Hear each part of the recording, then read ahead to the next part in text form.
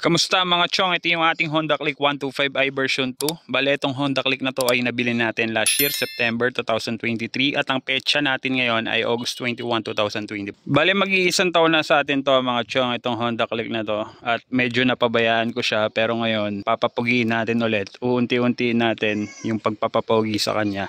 Kasi mas madalas kong gamitin yung Yamaha YTX 125 natin kaysa dito. Pero ngayon, i-set up natin pa unti-unti to kasi ito, sira na yung upuan niya. Ginat-ngat to ng aso eh. Ginat-ngat to ni Diana, tapos butas na rin. So palitin na rin talaga tong seat niya. At pati tong handle grip niya, palitin na rin to. Sira-sira na. Yan, isa-isay natin yan. Unti-unti natin ayusin. Pero ngayong video mga chong, ang gagawin lang natin ay i-change oil muna natin to. Bali nakuha ko to parang around nasa 23,000 odo pa lang, or let's say 20,000 plus. Ang odo niya ngayon ay parang nasa 28,000. So yun, ngayong video, mag-change oil muna tayo. Yun muna ang una natin gagawin dito sa ating Honda Click 125i. Bale, ito yung mga gagamitin natin dito mga chong. Meron tayong plies, meron tayong wrench, at ang nakalagay na socket sa wrench natin ay 17mm. Yan ang gagamitin natin pantanggal ng drain plug. Meron tayong basahan, at syempre meron tayong bagong langis. Mag-change oil nga tayo, kailangan natin ng bagong langis syempre. At ang gamit natin ay Pertua PowerTech 800 ml to. 800 ml lang naman ang kailangan natin dito sa ating Honda Click 125i. At sa mga gustong sumubok nito, lalagay ko na lang yung link dyan sa description. Bale, ito palagi kong ginagamit. Subok ko na to. Gamit ko rin to sa YTX 125 natin. Goods na goods to para sa akin. At syempre, meron tayong pansalo sa lumang langis. Ito, meron tayong container dito. At meron tayong imbudo. So, simulan na natin to mga chong. Una natin gagawin mga chong, tatanggalin natin tong drain plug na to para mapatagas natin yung luma nating langis. Pwede rin kayong magpatagas dito sa ilalim, merong bolt dyan. Pero ngayong video, ang diskarte natin, dito natin papatagasin yan. May dalawa kayong option, ito yung option ko ngayon.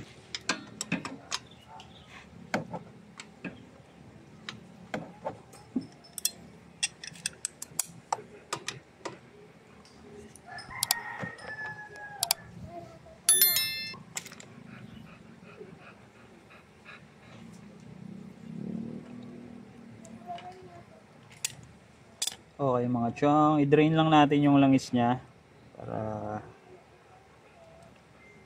ma-drain. Para ma-drain. Drain lang natin hanggang maubos. Habang dine-drain natin, punasan natin tong takip, pati yung mga nasa loob nito, tong spring tsaka yung strainer. Okay mga chong, halos wala lang tumutulo, pero itagilid natin tong motor para talagang masaid yung lumang langis. Babalik ko muna tong takip. Side stand natin to motor.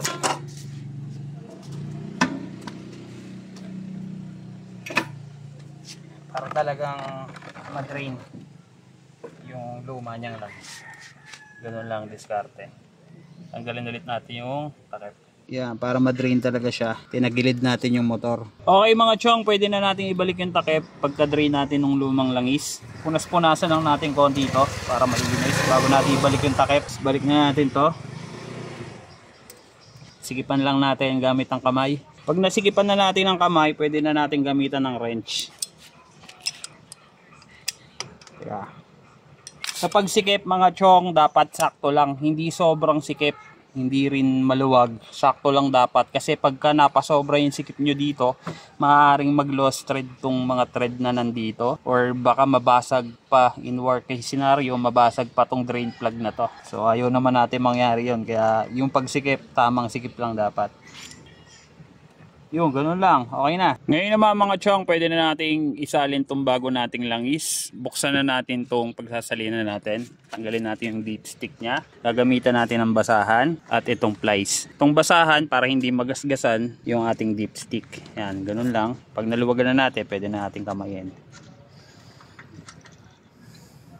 Tapos, meron tayo ditong imbudo.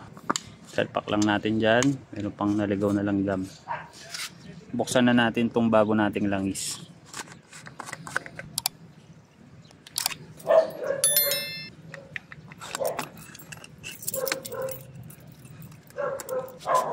Salin na natin.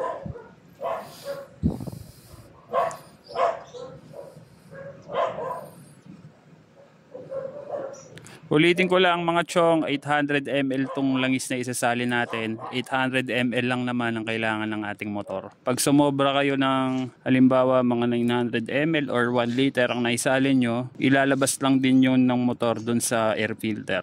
Kaya make sure na 800 ml lang yung isasalin yung langis. Lalagay ko na lang yung link dyan sa description kung gusto nyo rin subukan ng Pertua PowerTech. Yan, tak lang natin para talaga sulit. Yan, tigang-tiga yan mga chong. After natin isalin yung bago natin langis mga chong, pwede na nating tanggalin tong imbudo natin. At pwede na natin ibalik yung dipstick. Takpan na ulit natin, pero bago natin takpan, punas-punasan natin to para walang makapasok na alikabok o mga buhangin. Yan, medyo malinis na. Balik natin ang dipstick, isara natin, turn natin isara ng kamay, higpitan natin gamit ang plies at ang basahan. Yan, okay na. Okay mga chong, pwede na natin i-start yung motor natin para makiikot yung bagong langis na isinali natin.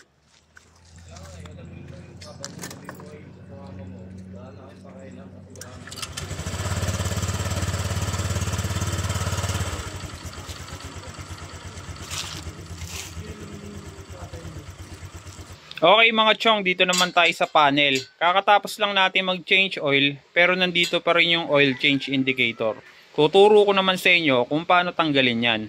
Meron tayong dalawang step na gagawin. At ang unang step na gagawin natin, pipindutin natin na magkasabay itong dalawang button na to. 3, 2, 1. Pag nakita nyo nag-blink yung itong orasan, ibig sabihin gumana yung ginawa natin. Ngayon, pindutin natin tone set. Unang pindot natin, nag-blink yung R. Pangalawang pindot natin, nag-blink yung minutes. Pangatlong pindot natin, nag-blink na tong oil change.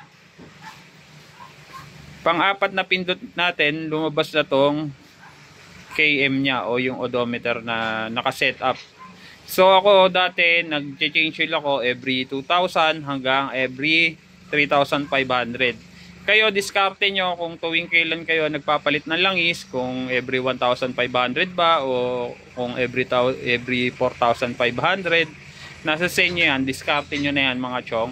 Ako, papalitan ko yan ng 2,500, 3K, 3,500. Isiset ko siya ng 3,500. Ngayon, pindutin natin yung set. Pag pindot natin ang set, nandun pa rin yung oil change indicator. Ibig sabihin, hindi gumana yung unang step na ginawa natin.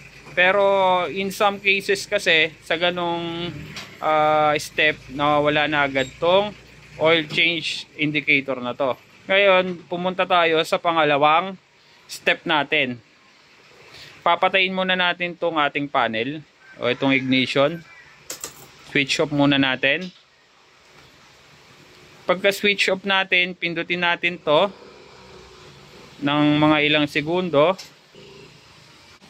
Make sure lang nakapatay itong panel, tapos pipindutin natin to set button, tapos isi-switch on na natin yung ignition nya. At mapapansin nyo na wala na yung oil change indicator. Ganun lang tanggalin yung oil change indicator mga chong. Alright mga chong, ganun lang mag-change oil ng Honda Click 125i version 2. Sana makatulong tong video na to sa inyo sa mga nagbabalak mag-change oil dyan. Yan, kayang-kaya nyo yan kahit DIY nyo lang, no? Dito ko natatapusin tong video na to mga chong. Huwag nyo na lang kalimutan mag-like, comment at subscribe at pindutin niyang maliit na notification bell dyan para updated kayo sa mga video na ginagawa natin dito sa ating YouTube channel. Alright mga chong, peace, rock and roll. Next natin dito yung mga papalitan natin na pyesa. Yan. Alright.